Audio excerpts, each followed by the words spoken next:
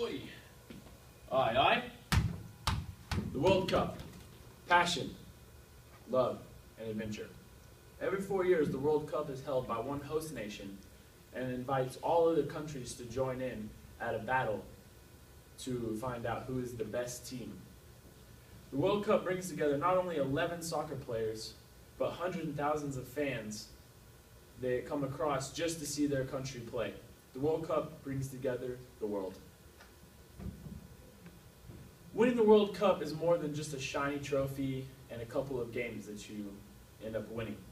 The World Cup means your nation has dominated the rest of the world and has taken the trophy for yourself for the next 4 years to hold and to have bragging rights.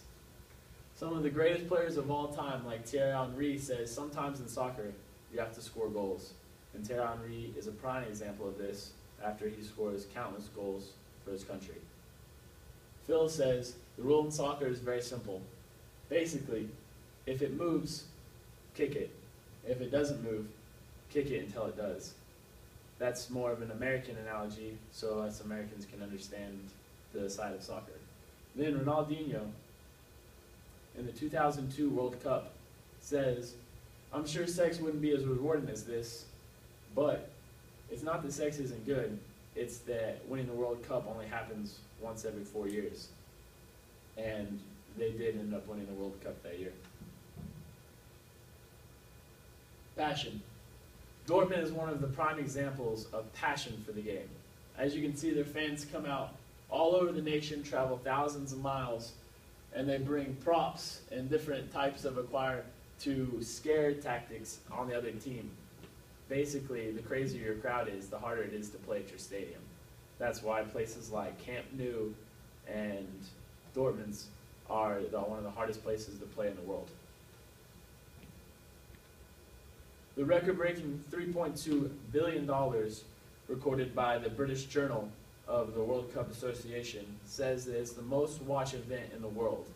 And even countries like America, who may not appreciate soccer like the rest of the world, still is the most watched sporting event in America today. Everybody comes out to support their national team when the time is right. And America does a little better than we used to as we went to the Sweet 16 in 2010. The World Cup also brings not only joy and love for the game, but also to stop wars.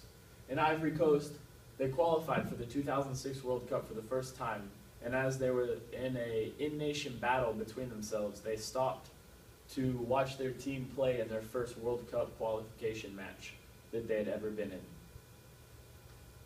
In the Great War, also, in the morning of June 25th, 1914, the hammering and shouting had stopped, an agreement between the warring powers.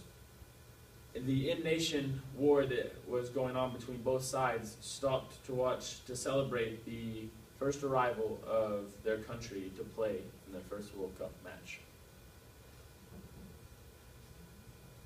Ronaldinho is one example of a poor kid that grew up with nothing.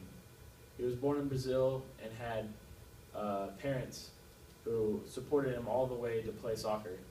And he grew up from just having a ball at his feet and playing the game to really taking it on to play for one of the best teams in the world, FC Barcelona.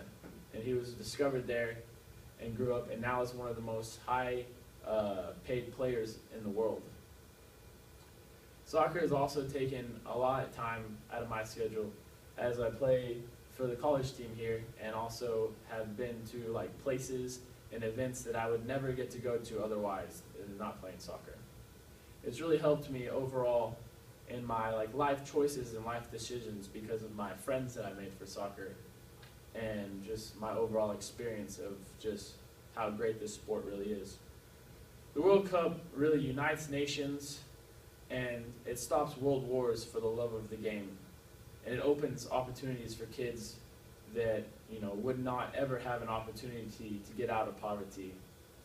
That's why I love soccer the way I do.